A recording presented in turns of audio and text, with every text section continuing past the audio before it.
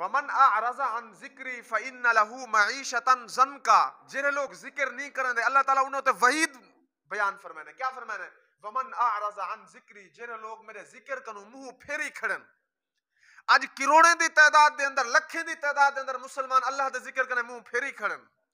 ایویں معلوم تھی نا شاید ساکو کوئی ذکر دی ضرورت ہی کا نہیں. ایویں پتہ لگ دے اساں ذات تے نعوذ باللہ محتاج ہی کم سے. ومن اعرض عن ذکری فإن له معیشتا ضنکا، اللہ فرمیندے کہ پہلا عذاب میں انہیں لوگوں دے اوڈنا، فإن له معیشتا ضنکا، میں انہیں دی روزی تنگ کر دینا. قرآن دی آیت تا خالص ترجمہ، کوئی تشریح مفہوم تفسیر کہنے. فإن له معیشتا ضنکا، انہیں میں ذریعہ معاش، انہیں رزق تنگ کر دینا. آج ہر بندہ رزق دی تنگی دے اندر مبتلا ہے.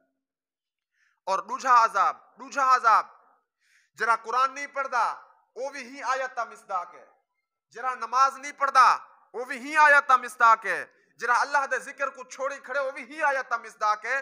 اللہ فرمیندے میں انہوں تے روزی تنگ کر دینا. دوجھا کیا فرمایا؟ فرمایا وَنَحْشُرُهُ يَوْمَ الْقِيَامَةِ أَعْمَى، کل قیامت علیہ کو میں اندھا اٹھے سا.